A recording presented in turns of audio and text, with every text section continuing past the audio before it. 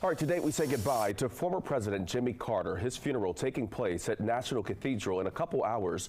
And joining us this morning to help us honor the 39th longest-lived president is Georgetown University Professor Michael Kazin. He's a historian who has studied the Democratic Party, including President Carter as well. Thanks so much for joining us this morning.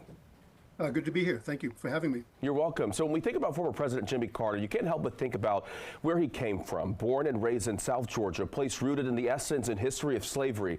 But Carter pushed past that, fighting for human rights and democracy, even winning a Nobel Peace Prize. How do you think he was able to separate from the once segregated South that he was a product of when it comes to politics?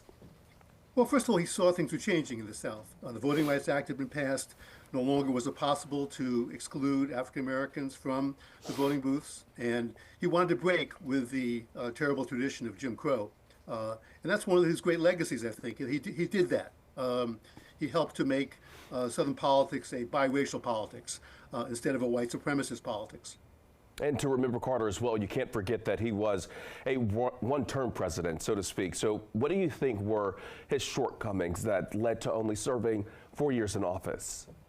Well, he was unlucky. That's certainly true. He took office at a time when the economy was just recovering from stagflation, as it was called. There was a terrible energy crisis, which was not his fault, which took place when he was president. Interest rates went up to 20% at one point in the late 1970s.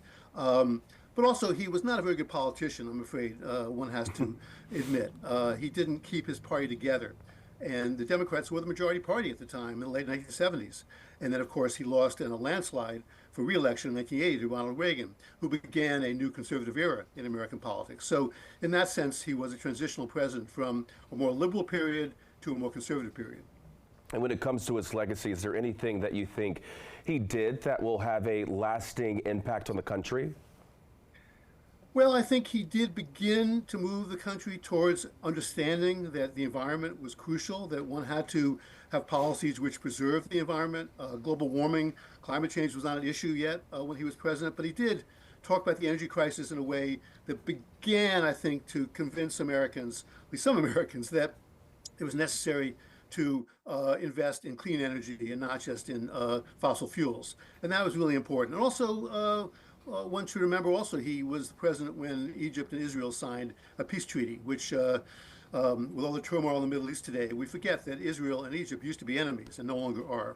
And you often think about so many presidents, and you don't often remember all of their wives' names, but everyone knows, former President Jimmy Carter's wife, Rosalind, that love that they had, so magical.